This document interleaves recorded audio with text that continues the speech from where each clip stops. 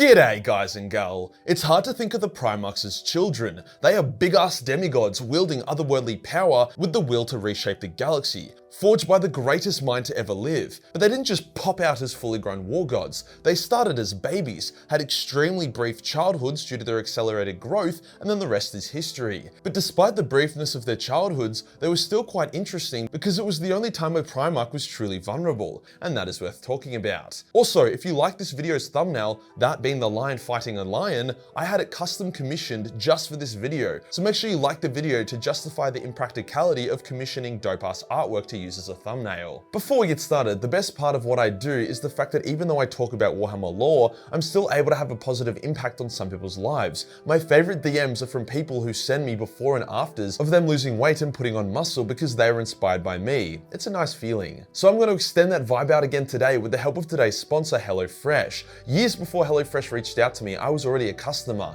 In my health video, I literally mentioned that I wish they sponsored me, as this pile of paper is how many HelloFresh meals I've cooked and ate. Each piece of paper is 2 meals worth of food. I'm a slut for them. The reason why they're so great is because they send you the recipes and ingredients for a week's worth of food, with the food having great macro and micronutrients for fitness and health, whilst also being incredibly gourmet and delicious. I'm not a chef, but with HelloFresh I can cook better food than I get in restaurants within only half an hour. So you're saving time, getting better food, saving money, reducing food waste, learning how to cook, and getting more jacked. Abs are made in the kitchen, baby. With all that in mind, there's literally no reason to not at least try it, especially since using my link and code POGMAJORJUL50, you'll get 50% off your first box and free shipping. To add even more spice to the pot, I actually get a very juicy commission off each box that you guys order, so it's literally wins all round for me, you, and HelloFresh. Cheers to HelloFresh for sponsoring this video. Today we'll go over how each Primarch spent their brief but important childhoods to understand why they ended up like they did. Let's get into it.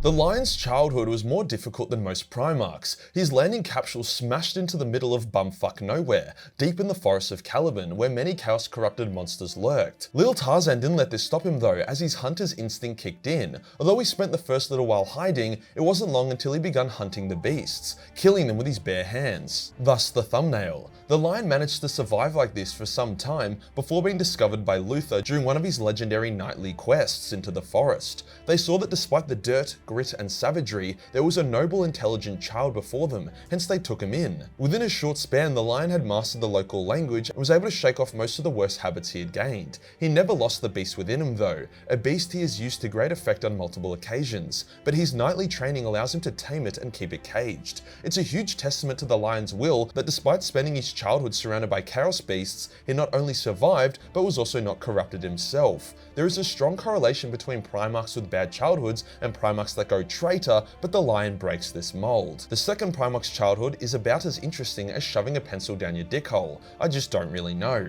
Fulgrim's childhood was like a little arcade game for him. He crash-landed on a dying world where everyone worked, everything was scarce, and there was no time for the finer things. Initially, the people that found him thought about killing him due to lack of resources. However, his beauty and Primarch aura prevented them, hence they adopted him instead. He was shown love, but with the world on the brink of ecological collapse, he put his fierce intelligence, even as a child, to improving the world's systems, machinery, and techniques, allowing the world to go from a wasteland to a paradise. With how efficient everything became, it allowed time for Fulgrim to bring the arts back to the world and enjoy them with his people, but by that point he was no longer a child. Overall, his childhood was spent on the grind, preventing his world from collapsing. Perturabo's childhood was fucking whack. He came into consciousness halfway up a mountain. He didn't know how he got there, but he knew that he must climb to the top. He finished the climb, where he was then taken to see one of the lords of the planet, who would go on to adopt Perturabo. But wait a fucking minute, Majorkill. How did Perty come into consciousness halfway up a mountain? Well, it seems that before that, he landed in the wilderness, wandered around for a year,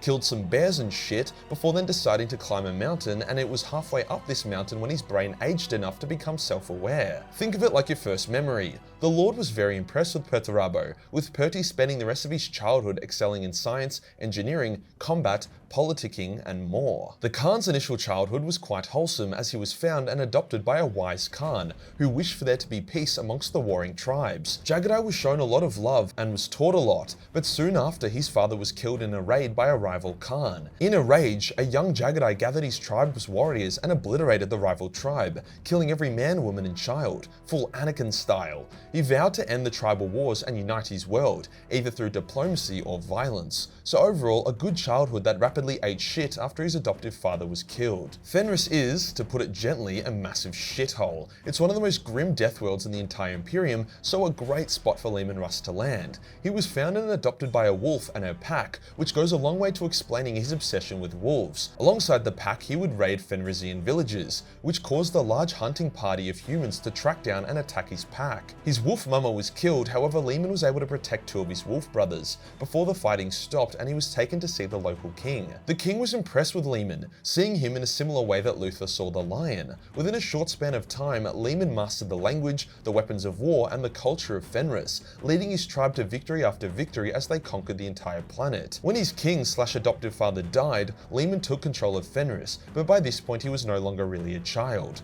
Overall, he spent his youth as an adoptive wolf and then learning how to not be a wolf. Rogal Dorn had less of a spicy survival youth compared to some of his brothers. He was quickly found and adopted by the leader of House Dorn, which meant he received a structured, educated youth, where he was taught everything the people of Inuit knew. As Inuit was a pretty brutal place, I'm sure Rogal spent some time on the ice, testing himself and taking on its predators, but this would have been more so for sport and education than actual survival. He enjoyed his childhood so much that when his adoptive grandfather passed away, Dorn kept his cloak and slept with it every night for comfort. No wonder why Rogal was such a loyalist with that kind of wholesome upbringing. On the flip side of wholesomeness, we have Conrad Curse's extremely shitty childhood. Straight up, his capsule plunged deep within Nostramo's crust, meaning he had to crawl his way through jagged rock and magma as a literal toddler as his first conscious act. From there, things got worse as the world he crawled into was full of murderers and rapists. Conrad learnt to hide and stick to the shadows, stealing and scavenging to survive with no one to trust and no one to take care of him. As soon as he was grown enough to reliably kill anyone on Nostramo, he changed role from prey to the predator, beginning his reign of terror as the Night Haunter. But his entire childhood was spent in the shitter, which goes a long way to explain him being such a massive asshole. Surprisingly, considering how great Sanguinius is, he didn't really have the best childhood. He's just fucking great because he's Sanguinius. He landed in the irradiated wastelands of Baal, where his first notable act as a toddler was to kill a fire scorpion, a deadly Baal predator. From there, he was found and adopted by one of the only non-mutated human tribes on Baal. As a youth, he was able to lead his people against the large mutant hordes, cleansing it and reclaiming the world for mankind. Or at least the mankind that wasn't a bunch of psychotic, cancer-ridden mutants. Not the most spicy childhood, but considering he was seen as a literal god messiah by his adoptive people, he is very humble. Ferrus Manus lacked a good childhood and he isn't mad about it. What he was mad about was the fact that his landing on Medusa freed a mechanical beast that he was unable to kill. Most likely a Necron construct, so he vowed to keep himself isolated from the planet's population until he fulfilled his vow and destroyed the beast. People knew of him as a legend that would take on the greatest challenges on the planet, be it monsters or physical tests, until he was finally able to destroy the beast, absorbing a fair bit of its material into himself in the process, thus his silver eyes and living metal arms. By this point though, he had grown to a man, with his childhood spent by himself, fighting monsters. Probably explains why he's such a hothead. He literally never had a mentor or teacher until the Emperor arrived. The 11th Primarch didn't have a childhood as he was aborted. The only Primarch that could contest Conrad for Shittiest Childhood of the Year award is Angron. Upon landing on Nuceria, he was ambushed by an Eldar kill squad. The toddler Angron was able to kill the Elder, which, yeah, that's pretty fucking nuts, but he suffered a lot of wounds in return. He was so wounded in fact that he was easy pickings for the local humans to capture him and bring him to the High Riders. Unfortunately, the High Riders didn't see a talented youth who they could adopt and raise up. Instead, they saw a vicious child, covered in wounds and blood, who had just taken out an alien kill team. They saw a warrior, a new legend for their arenas. If it wasn't for the Elder attack, Angron probably would have been able to beat the Slavers, or at the very least, get adopted by the High Riders. Angron would spend the rest of his childhood in the arena, fighting other slaves until he was forcibly violated with the Butcher's nails. Fucking grim. At the literal polar opposite end of the spectrum, Guilliman's childhood was extremely good. He was found and adopted by one of the ruling families of Macragge, who showed him love, attention, and taught him how to be a good man and a good ruler. It was probably the most functional and fulfilling childhood out of all the Primarchs, bar maybe Magnus or Rogel.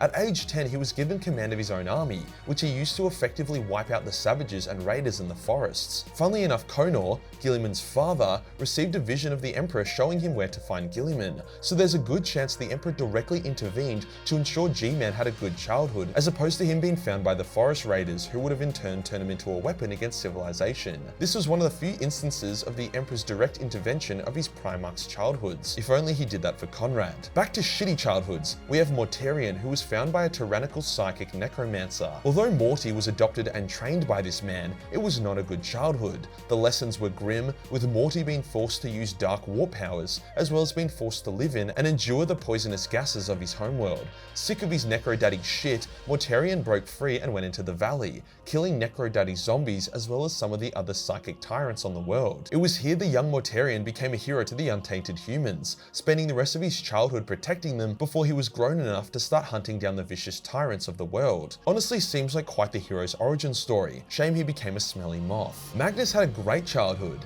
landing in the middle of the main plaza and prosperous capital. He was found and raised by wise psychers who tutored him in the arcane arts and took care of him. In turn, Magnus was able to learn extremely quickly, outstripping the greatest psychers of Prospero within a very short span of time. Magnus was unique in that he remembered his entire childhood, from literal creation onwards, and he was able to psychically commune with the Emperor while he was still in his gestation capsule. So Magnus was very aware of his nature and who his father was. Overall, his vast knowledge ended up making him incredibly arrogant with his use of the warp, something that would fuck him pretty hard in the ass later on. Horus's childhood is a bit confusing. We know he landed on Chthoniya and then he was adopted by a gang and did gang shit, but it wasn't long until he became aware of his Primarchness and travelled back to Terra, meaning he was actually with the Emperor as he went from child to adult, thus explaining a lot about their close relationship. Since Chthoniya and Terra are close together, this isn't that difficult to imagine. With Horus spending very little time on Chthoniya, he actually had to force himself to speak with a Chthonian gang accent to relate to his Chthonian-born space marines better. Some of them could even tell the accent was fake. Lorga's childhood was pretty grim. He was found by Corpheron, a hyper-religious cruel man, who then proceeded to abuse the shit out of Lorga, beating him regularly and constantly insulting and demeaning him. It's actually a huge testament to Lorga that he was a good bloke until Chaos got involved, considering how fucked up his childhood was. GW's greatest crime is that Corpheron is still alive in the setting. At least Erebus is a good villain. You love to hate Erebus. With Corpheron, you just want him to fucking die. Brutally. Come on GW, just do it. Vulcan had a nice childhood, which makes sense. The dude is a saint. It was also one of the most humble, as he was not adopted by a king or warlord, but by a simple blacksmith. Sure, he quickly became a legend in his small town for his skill with blacksmithing and his growth, but it was nothing crazy. After a short while, Vulcan had mastered blacksmithing and then begun inventing new techniques that he taught to his town. However, it would be during a Dark Elder raid that Vulcan would go from boy to man. Vulcan stood firm against the raid, inspiring his people to do the same as they crushed the Dark Elder raiders and cemented Vulcan's legacy as a savior. By this point though, he had grown out of his childhood. Overall, a pretty humble beginning, which goes a long way to explain how he turned out. Corvus was a bit of a beast from day one. The first thing he did when he landed on his world was kill a guard that was beating a little girl. He was adopted by the world's slaves, who decided that they needed to keep this special child hidden from their overlords until a time where he was strong enough to lead them to freedom.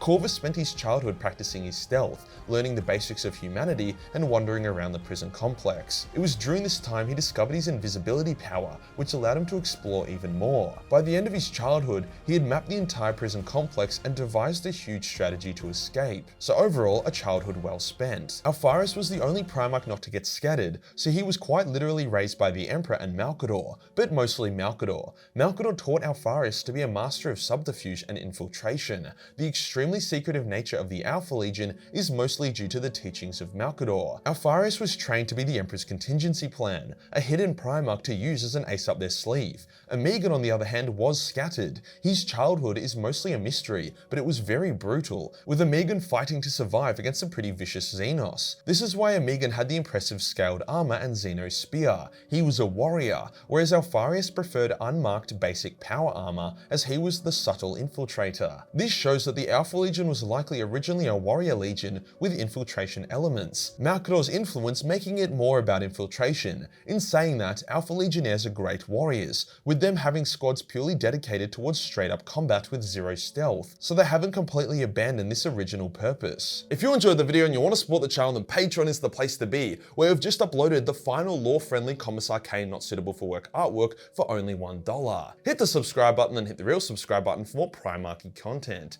Join the Discord for more memes and I'll see you on the next one. Peace.